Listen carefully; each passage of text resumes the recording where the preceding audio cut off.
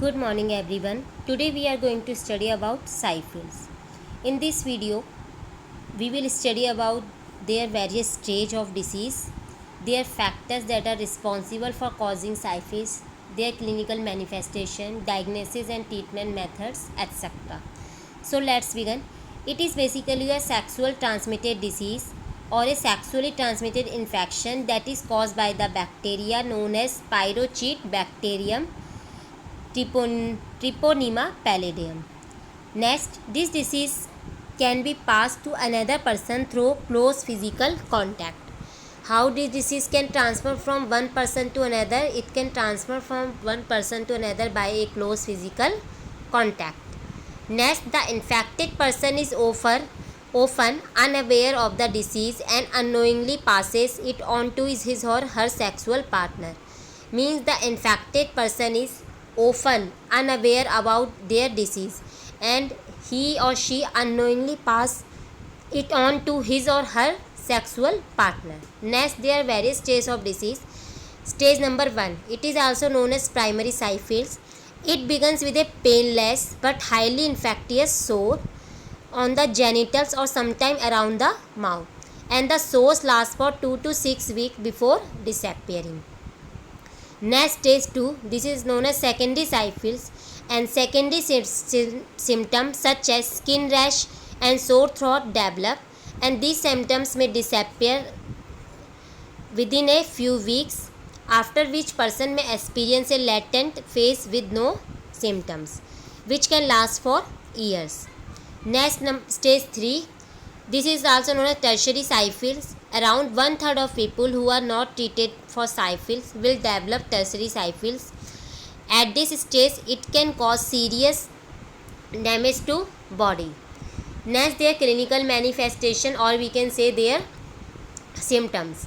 The symptoms can develop in 3 stages. If person is having primary syphilis, the symptoms are appearance of a small painless sore, means sore will appear or ulcer will appear, but it will be painless, it will cause no pain. Next, secondary syphilis, there will be tiredness, headache, swollen lymph glands, and there will be also a non-itchy skin rash appearing anywhere on the body part, but most commonly that will occur on the palm of the hand or soles of the feet. Next symptom is fever, joint pain, etc.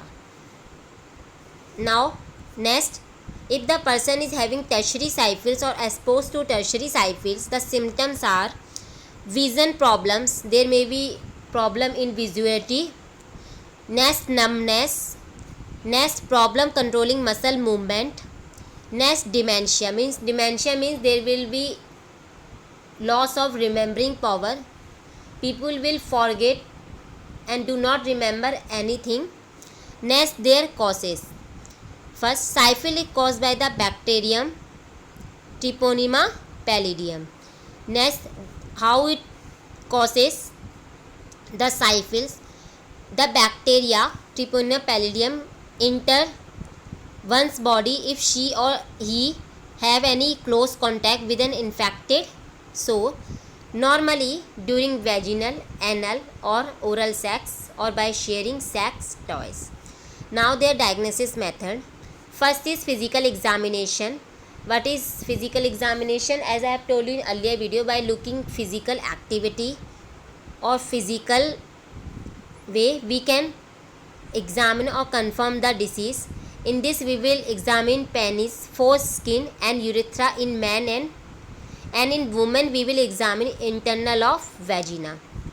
Next, blood test. In this, we will test the presence of antibodies which are produced against syphilis bacteria. As we already know that if any infection or any microbe infect or any foreign particle enter our body and cause infection, to protect our body, immune system activate and they produce various type of antibodies to fight against that particular antigen. So, if there is any antibodies present against that particular antigen, we can confirm that the person is having syphilis, because for a particular antigen, for a particular antibody is produced to fight the infection. So, if antibodies against syphil antigen is produced, then we can say or confirm that the person is having syphilis. Next, Viral Disease Research Laboratory, in short VDRL test. It is also basically screening test for syphilis. It measures substance called antibodies. What does it measure? It measures substance known as antibodies which are produced when we have come in contact with that bacteria that cause syphilis. As I have told you before, that antibodies are produced when an infections occur or when a bacteria, microbe can be virus, fungi, bacteria or parasite, etc. If they attack or any foreign particle attack, then our body produce antibodies to fight with that disease. So in this test we will measure the antibodies. In this, blood is drawn from the inside of the elbow or the back of the hand. How we will test? We will take the sample of blood from the inside of the elbow or back of the hand, and we will found or detect the antibodies present in that disease. Now their treatment. First is antibiotics such as penicillin injection. Main treatment for syphilis is antibiotic, and that particular antibiotic responsible or used to treat for syphilis is penicillin injection. Next is doxycycline. Next is corticosteroid like prednisone. Now how we can prevent it? So there are various methods for preventing syphilis. First is protected physical contact through use of condoms reduce the risk of infection. At the time of intercourse or at the time of sexual activity, the person should protect physical contact through the use of condom, which will reduce the chance of infection. Next, we should promote sex education among teenagers who are unaware of this type of sexual transmitted disease. We should aware them. Next, testing to exclude other sexually transmitted infection is advisable. Next, pregnancy women are screened for syphilis in early pregnancy and again in late pregnancy if they are at increased risk of acquiring syphilis. Means pregnancy women who are screened for syphilis in early pregnancy and again in late pregnancy if they are at increased risk of acquiring syphilis. Follow-up blood test must be done to make sure that treatment has cleared the infection. Means continue and in recurrent checkup is necessary or advice to confirm that the person is not having syphilis. Now their pathophysiology. First, Treponema pallidum, that is the main cause of the syphilis. So Treponema pallidum, when access to subcutaneous tissue via microscopic abrasion that occur during sexual intercourse initiate infection. How it initiate infection? This bacteria initiate infection when it is exposed to subcutaneous tissue of the body, that can be through some cuts or abrasion or some injury at the time of sexual intercourse, and in this way it can initiate infection. After that, spirochete is a spiral shaped bacteria, that is Treponema pallidum. It evades early host immune response. It initiate host immune response and establish the initial ulcerative lesion, the cancer, that is known as the canker. Next, during the period of early local replication, when the bacteria is under the process of replication, microbe establish infection in lymph nodes with subsequent dissemination. Early local infection generates.